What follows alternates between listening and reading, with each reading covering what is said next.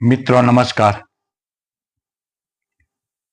આજે ધોરણ 10 ની અંદર સામાજિક વિજ્ઞાન વિષયમાં પ્રકરણ નંબર 14 છે પરિવહન, સંદેશાવ્યવહાર અને વ્યાપાર, જે તમને સામે સ્ક્રીન ઉપર બતાવી છે એનો નાનકડો ચાર્ટ. તો મિત્રો, આ પ્રકરણની આપણે ચર્ચા કરવાની છે. 2-3 માર્ક માટે ઘણું અગત્યનું અને મહત્વનું પ્રકરણ છે. સાથે સાથે રેલ માર્ગની નકશાપૂર્તિ પણ મહત્વની છે. તમને નકશો પણ સામે પૂરેલો તૈયાર બતાવવામાં આવશે જ્યારે પોઈન્ટ ઉપર આપણે પહોંચશું ત્યારે. અલગ અલગ ચાર્ટ ચિત્રોની પણ તમને માહિતી આમાં સચિત્ર ટૂંકમાં આપવામાં આવશે. તો એની અનુક્રમણિકા જે તમને સામે સ્ક્રીન ઉપર બતાવી છે મિત્રો, ખાસ કરીને પરિવહન, ભારતીય સડક માર્ગોનું વર્ગીકરણ, ટ્રાફિક સમસ્યા, રેલ માર્ગ, જળ માર્ગ, હવાઈ માર્ગ, સંદેશા વ્યવહાર, ઉપગ્રહ સંચાર અને વ્યાપાર, એટલી માહિતીની આપણે ચર્ચા કરવાની છે. બહુ વ્યવસ્થિત અને સમજાય એ રીતે હું તમને આ માહિતી આપવાનો પ્રયત્ન કરીશ. તો મિત્રો, પરિવહન, સંદેશા વ્યવહાર અને વેપારની અંદર આપણે જે ચર્ચા કરવાની છે, જે મુદ્દાની, એમાં પરિવહનના વિવિધ લાભો જણાવો, ત્યાંથી આપણે શરૂઆત કરીએ આ પાઠની. પ્રશ્નોત્તરી રૂપે પરિવહનના વિવિધ લાભો જણાવો. મિત્રો, પરિવહન દ્વારા દેશના કુદરતી સંસાધનોનો પૂરો ઉપયોગ કરીને દેશનો આર્થિક વિકાસ સાધી શકાય છે. મિત્રો, તમને જે સામે ચિત્ર બતાવી છે એને લગતું ચિત્ર છે, પરિવહનને લગતું. પરિવહન દ્વારા ઉદ્યોગોને કાચો માલ પહોંચાડી શકાય છે અને તેમાં તૈયાર થતા પાકા માલને બજારમાં પહોંચાડી શકાય છે. પરિવહનથી લોકો દેશમાં સરળતાથી અને ઝડપથી આવન જાવન કરી શકે છે. અહીં આપણે મિત્રો પરિવહનના લાભોની વાત કરીએ છીએ.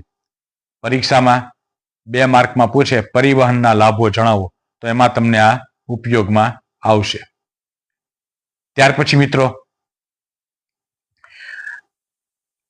પરિવહનથી દેશના પ્રદેશોને એકબીજા સાથે સાંકળી શકાય છે.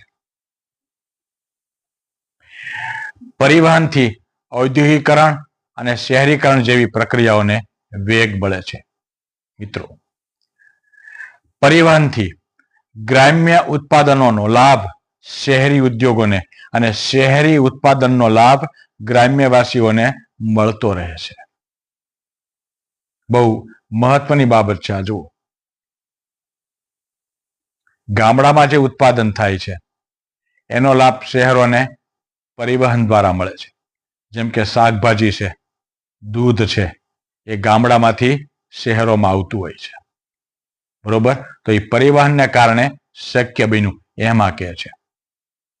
પછી શહેરોમાં જે વસ્તુઓ ઉત્પન્ન થાય છે, શહેરી ઉત્પાદન, એનો લાભ ગ્રામ્યવાસીઓને મળે છે અરસપરસ.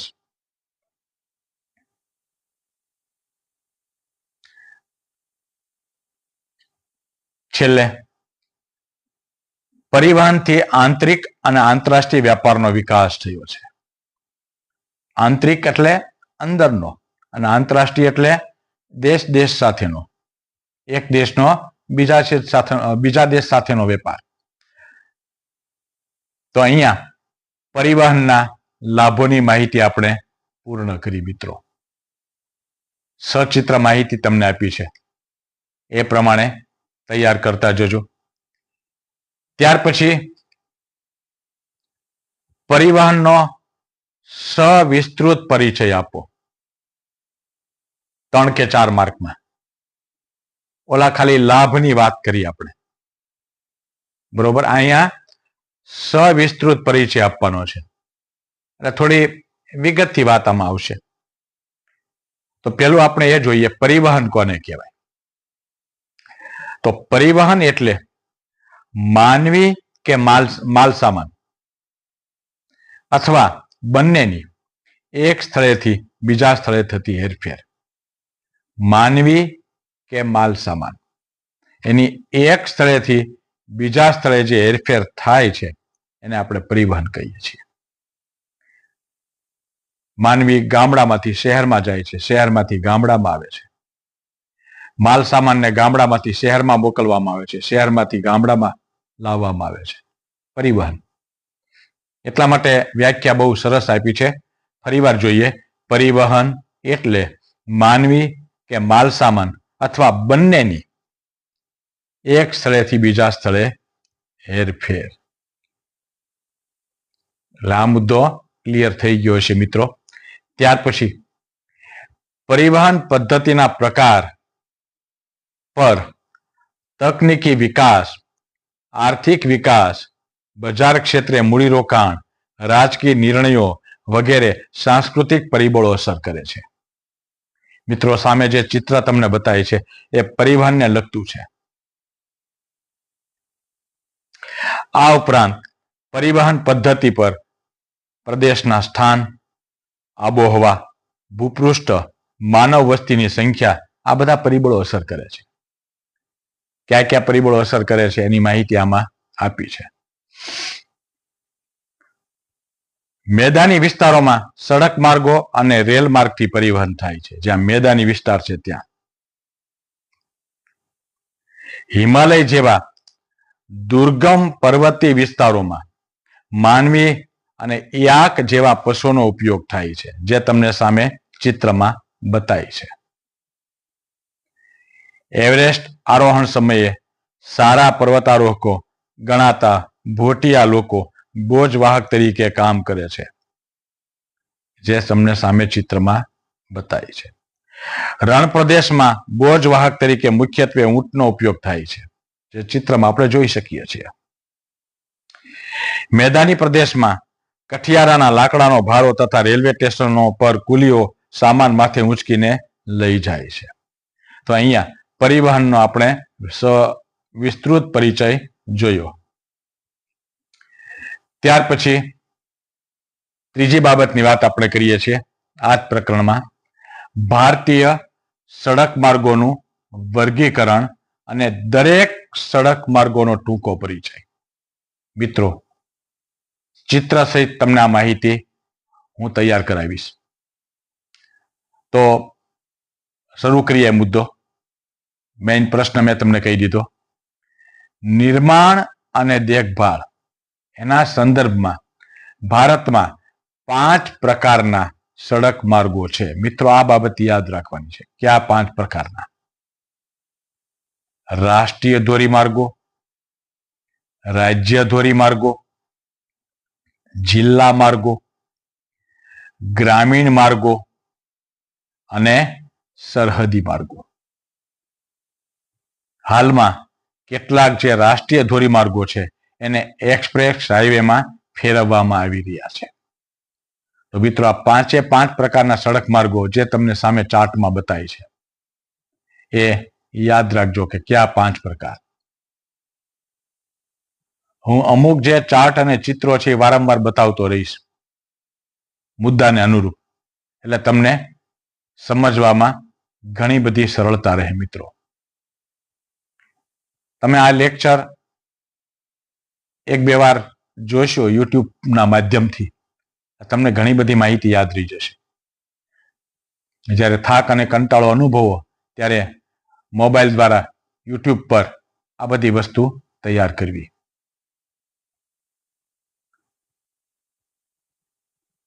અહીંયા મિત્રો સામે તમને ચિત્ર બતાય છે રાષ્ટ્રીય ધોરીમાર્ગો.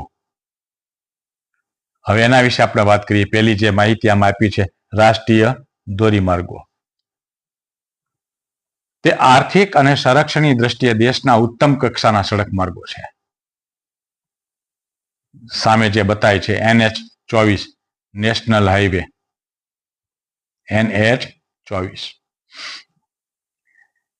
તે દેશના અગત્યના બંદરો, રાજ્યોના પાટનગરો, મોટા ઔદ્યોગિક અને વેપારી મથકો અને વ્યૂહાત્મક સ્થાનોને જોડે છે. અને રાષ્ટ્રીય ધોરીમાર્ગો મિત્રો જે છે, આ એક ખાસ યાદ રાખજો, એની જે નિર્માણ અને જાળવણી કોણ કરે છે? તો કે કેન્દ્ર સરકાર કરે છે. ખાલી જગ્યામાં ઉપયોગી છે. એટલે વચ્ચે એ પણ હું તમને કહેતો જઈશ કે કઈ રીતે આ તૈયાર કરવું. તે મ્યાનમાર, પાકિસ્તાન, નેપાળ, ભૂતાન, ચીન જેવા પડોશી દેશો ભારત સાથે જોડે છે. સ્વર્ણિમ ચતુર્ભુજ યોજના મિત્રો, એ દિલ્હી, મુંબઈ, ચેન્નઈ અને કોલકાતા આ 4 મહાનગરોને જોડનારી યોજના છે. જુઓ, સુવર્ણ ચતુર્ભુજ યોજના એમ પણ કહી શકાય. સ્વર્ણિમ ચતુર્ભુજ યોજના એ શબ્દ પણ વાપરે છે. તો એ કયા 4 મહાનગરો? તો દિલ્હી, મુંબઈ, ચેન્નાઈ અને કોલકાતા. તમને પરીક્ષામાં નકશા પૂર્તિના વિભાગમાં પૂછે સુવર્ણ ચતુર્ભુજ માર્ગ દિલ્હીથી મુંબઈ સુધી, તો આના આધારે તમે બતાવી શકો. એ પણ હું ચાર્ટ છેલ્લે આપીશ. રાષ્ટ્રીય ધોરીમાર્ગોને ક્રમાંક આપવામાં આવ્યા છે, નંબર એની પરથી ઓળખાય છે. જેમ કે 27, 41, 47, 48, 141, 147 વગેરે નંબરના રાષ્ટ્રીય ધોરીમાર્ગો ગુજરાતમાંથી પસાર થાય છે.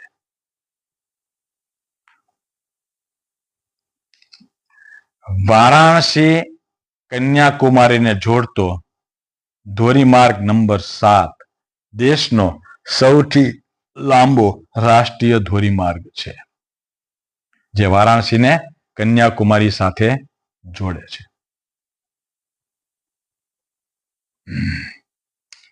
જનસંખ્યાની દ્રષ્ટિએ દેશમાં ચંદીગઢ, પુંડેચેરી, દિલ્હી, બરોબર, જનસંખ્યાની દ્રષ્ટિએ આપણે વાત કરીએ છીએ. ફરીવાર બોલું છું, જનસંખ્યાની દ્રષ્ટિએ દેશમાં ચંદીગઢ, પુંડુચેરી, દિલ્હી, ગોવા વગેરે પ્રદેશોમાં આ માર્ગોની લંબાઈ વધુ છે. જ્યારે વધારે વસ્તી ધરાવતા ઉત્તર પ્રદેશ, પશ્ચિમ બંગાળ, બિહાર, મધ્યપ્રદેશ, રાજસ્થાન, મહારાષ્ટ્ર, ગુજરાત વગેરે રાજ્યોમાં રાષ્ટ્રીય ધોરીમાર્ગોની લંબાઈ ઓછી છે. આ માત્ર સમજવા માટે છે. ત્યાર પછી બીજો જે માર્ગ છે, જે આપણે ચાર્ટમાં જોયું હમણાં એમ, ફરી પણ તમને ચાર્ટ સામે બતાવ્યો છે. જુઓ, રાજ્ય ધોરીમાર્ગ. હવે એની વાત કરીએ ટૂંકમાં મિત્રો. રાષ્ટ્રીય ધોરીમાર્ગ જોયો, હવે રાજ્ય ધોરીમાર્ગ. સામે જે માઇલસ્ટોન આપ્યો છે એને લગતો છે. ગ્રીન અને સફેદ કલરનો તમને જે બતાય છે.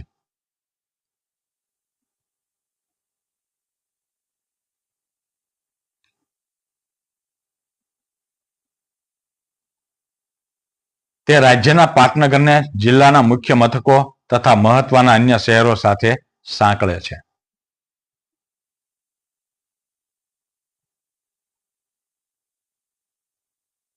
આ માર્ગોનું નિર્માણ અને તેમની જાળવણી જુઓ, રાજ્ય સરકાર કરે છે. ઓલામાં કેન્દ્ર સરકાર હતું, આમાં શું આવશે?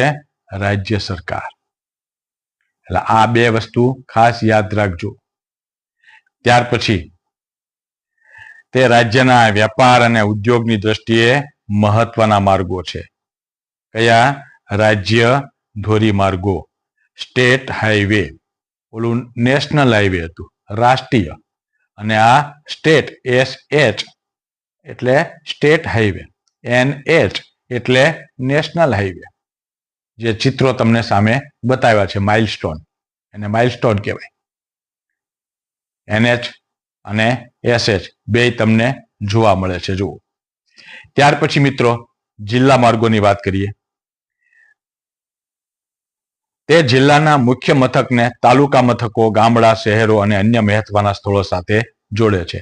જામે તમને જે ચિત્ર બતાવી છે એ જિલ્લા માર્ગને લગતું છે.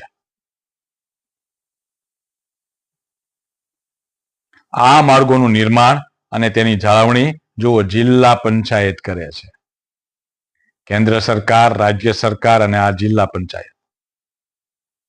આપને ખબર હોવી જોઈએ. સામાન્ય જ્ઞાનમાં આ માહિતી આપણી પાસે હોવી જોઈએ મિત્રો.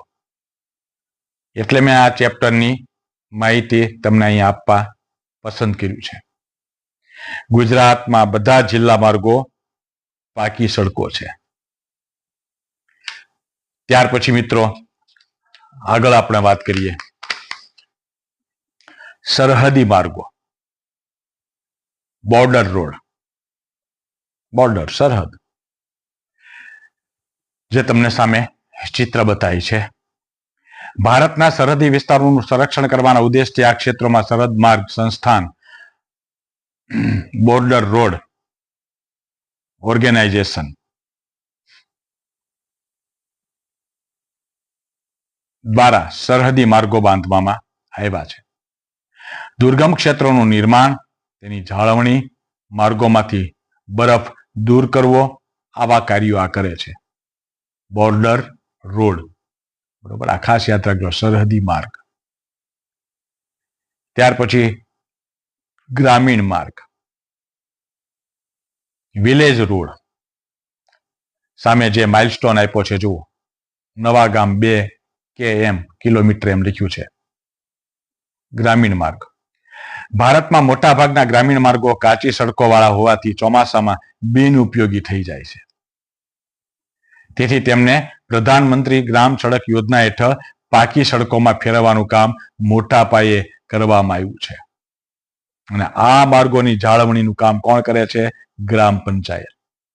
જુઓ, કેન્દ્ર સરકાર, રાજ્ય સરકાર, જિલ્લા પંચાયત, ગ્રામ પંચાયત, આ બધું યાદ રાખજો ક્યાં કોને લાગુ પડે. ત્યાર પછી એક્સપ્રેસ ધોરીમાર્ગ.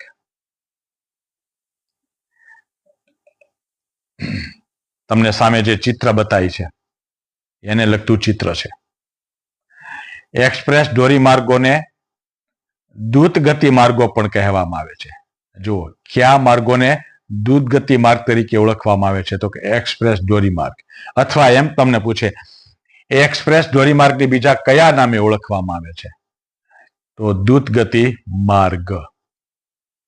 એટલે હું તમને એ પણ કહેતો જઈશ કે ક્યાં કઈ રીતે તમારે યાદ રાખવું. દેશની ચારે દિશાઓના વિસ્તારને સાંકળી રહેતા એક્સપ્રેસ ધોરીમાર્ગોને 4 થી 6 લેન વાળા બનાવવામાં આવ્યા છે. લાઈન 4 થી 6.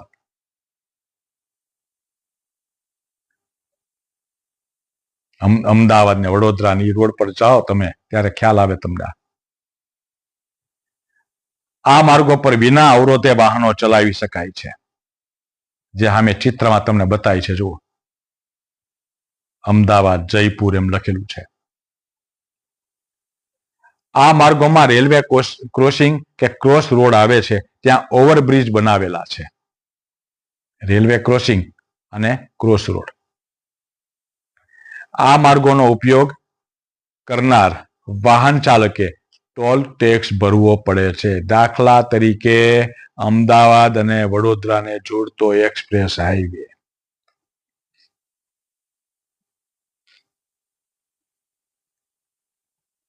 ત્યાર પછી મિત્રો ટ્રાફિક સમસ્યા દૂર કરવાના ઉપાયોની થોડીક માહિતી આપણે જોઈ લઈએ. આ પરિવહનને લગતું જ છે, અગત્યનો મુદ્દો છે.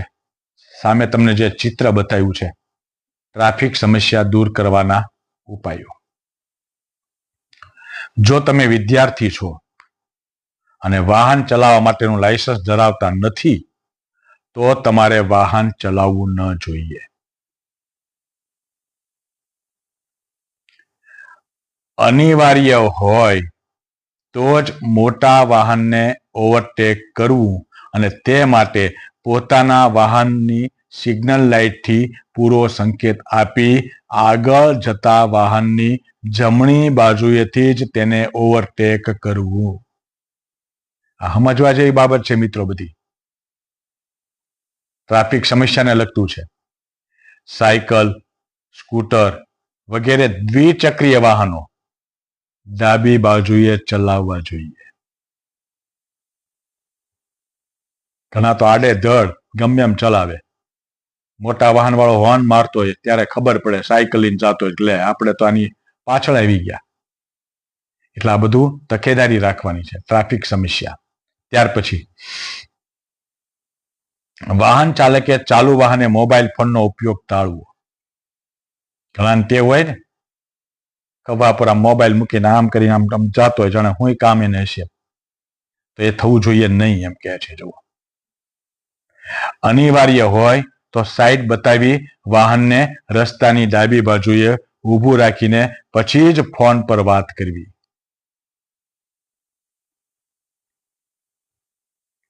એટલે ટ્રાફિક સમસ્યા હલ થઈ શકે.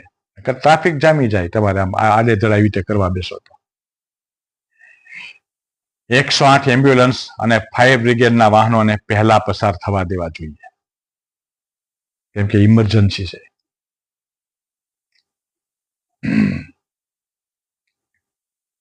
ટ્રાફિક સિગ્નલના નિયમોનું પાલન કરવું જોઈએ. લાલ લાઈટ થાય એટલે આપણે ઊભું રહેવાનું.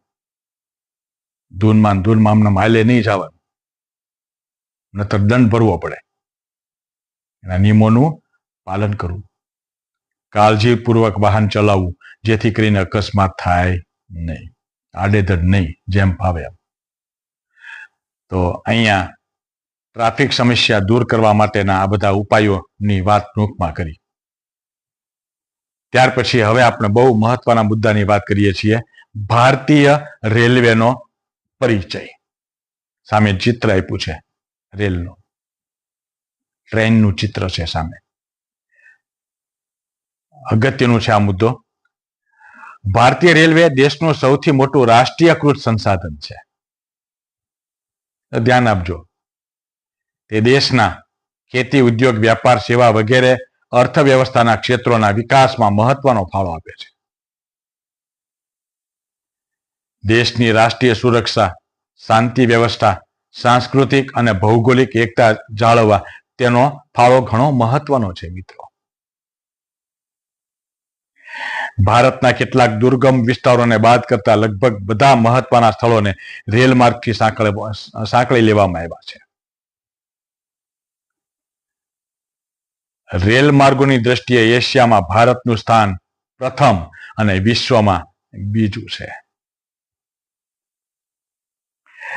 ભારતમાં જુઓ, ખાલી જગ્યા તરીકે અથવા એક વાક્ય. રેલમાર્ગની શરૂઆત 1853ની સાલમાં મુંબઈ અને થાણા વચ્ચે થઈ હતી. આ યાદ રાખજો ખાસ. ભારતમાં બ્રોડગેજ, મીટરગેજ અને નેરોગેજ એમ 3 પ્રકારના રેલમાર્ગો છે.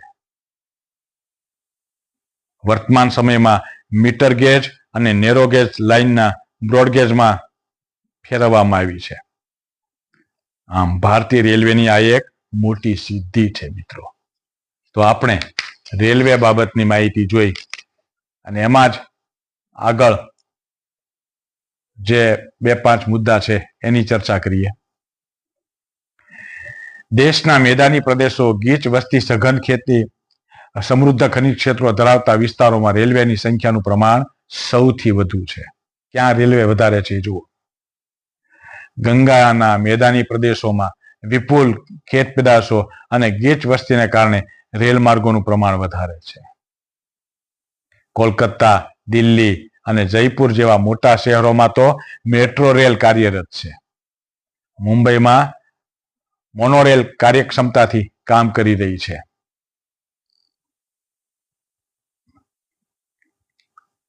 ભારતીય રેલવે મુસાફરો અને માલસામાનની હેરફેરમાં તથા દુષ્કાળના સમયમાં અનાજ અને ઘાસચારાની હેરફેરમાં તેમજ યુદ્ધ કે કુદરતી આપત્તિઓના સમયે સૈનિકોની હેરફેરમાં ઘણી ઉપયોગી બની છે. દુર્ગમ પર્વતીય પ્રદેશમાં પસાર થતી કોંકણ રેલ, જો ધ્યાન આપજો, બહુ અગત્યનો છે આ મુદ્દો.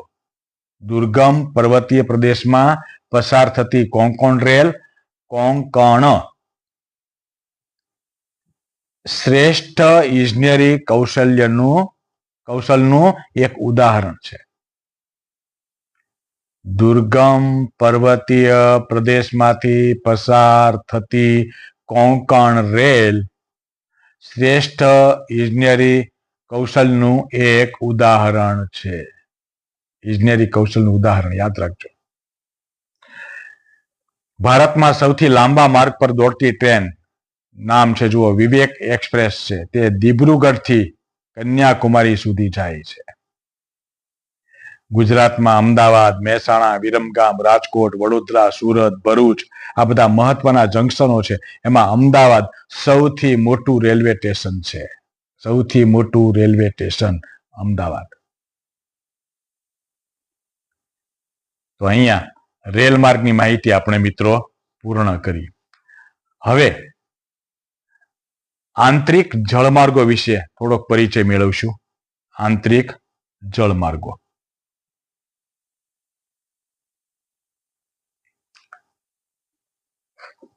પછીના જે બે મુદ્દા છે એની ચર્ચા આપણે ભાગ 2 માં કરશું. એટલે આ પાઠને આપણે 2 ભાગમાં લઈ લઈશું. આ પ્રથમ છે ભાગ. હવે પછી આ મુદ્દો પૂરો થાય એટલે ભાગ 2 ની વાત આપણે કરશું મિત્રો. તો ભારતના આંતરિક જળમાર્ગો વિશે ટૂંક નોંધ લખો. આ મુદ્દો પૂરો થશે એટલે ભાગ 1 આ પાઠનો આપણે પૂર્ણ કરશું. સામે ચિત્ર આપ્યું છે, બરોબર જોજો. આ પરિવહન સેવા ઉત્તર પૂર્વ ભારતના અસમ, પશ્ચિમ બંગાળ અને બિહાર જેવા રાજ્યોમાં વધારે છે. દક્ષિણ ભારતમાં પણ આંતરિક જળમાર્ગનો વિકાસ થયો છે. જળમાર્ગ તરીકે ગંગા અને બ્રહ્મપુત્રા નદીનો સૌથી વધુ ઉપયોગી છે. જળમાર્ગ તરીકે ભારતમાં સૌથી વધુ વહાણવટું ગંગાની શાખા હુગલીમાં થાય છે. ભારતના રાષ્ટ્રીય જળમાર્ગો ભારતમાં પશ્ચિમ બંગાળ, બિહાર, અસમ અને તમિલનાડુ રાજ્યોમાં નદીઓના જળમાર્ગ તરીકે વધારે ઉપયોગ થાય છે.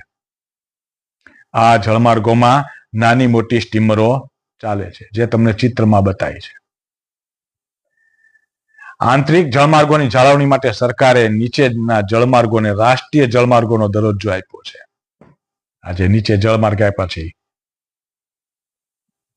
રાષ્ટ્રીય જળમાર્ગ 1 ગંગા નદીમાં 1620 કિલોમીટરની લંબાઈનો હલ્દિયા અલ્હાબાદ જળમાર્ગ.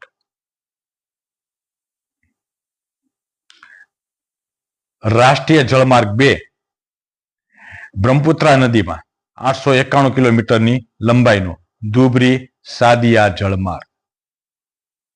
રાષ્ટ્રીય જળમાર્ગ 3 પશ્ચિમ કિનારાની નહેરમાં 250 કિલોમીટરની લંબાઈનો કોલમ કટ્ટાપુરમ જળમાર્ગ. રાષ્ટ્રીય જળમાર્ગ 4 મિત્રો આ ખાસ યાદ રાખજો, 4 જળમાર્ગ. હું તમને સામે ચાર્ટ બતાવીશ. ગોદાવરી કૃષ્ણા નદીમાં 1078 કિલોમીટરની લંબાઈનો કાકીનાડા પુંડુચેરી જળમાર્ગ. અને છેલ્લો જળમાર્ગ રાષ્ટ્રીય જળમાર્ગ 5 બ્રહ્માણી નદીમાં 588 કિલોમીટરની લંબાઈનો ગોયનખલી અને તાલચેર જળમાર્ગ. તો અહીંયા આપણે ભારતના આંતરિક જળમાર્ગનો પરિચય મેળવ્યો. રાષ્ટ્રીય જળમાર્ગ 1, રાષ્ટ્રીય જળમાર્ગ 2, રાષ્ટ્રીય જળમાર્ગ 3, રાષ્ટ્રીય જળમાર્ગ 4 અને રાષ્ટ્રીય જળમાર્ગ 5. તો મિત્રો અહીં સુધીની માહિતી આપણે ભાગ 1 માં રાખીએ છીએ. કેમ કે આટલું તમે જોશો યુટ્યુબના માધ્યમથી એટલે પાકી 25 થી 30 મિનિટ જેટલો સમય તમને લાગશે. એટલે તમારો 50% ઉપર પાઠ પૂર્ણ થશે. પછી જે માહિતી બાકી રહે છે એ ભારતીય દરિયાઈ જળમાર્ગની છે, હવાઈ માર્ગની છે, પછી પાઇપલાઇન માર્ગની માહિતી છે, રજ્જુ માર્ગો છે, બરોબર, સંચાર તંત્ર છે, આંતરિક વેપાર, આંતરરાષ્ટ્રીય વેપાર અને ભારતના આયાત વેપાર અને નિકાસ વેપાર, અને છેલ્લે નકશા પૂર્તિ. આટલી માહિતીને આપણે બીજા ભાગમાં લેશું. તો અહીંયા આ માહિતી આપણે પૂર્ણ કરીએ છીએ. બરોબર તૈયારી કરજો.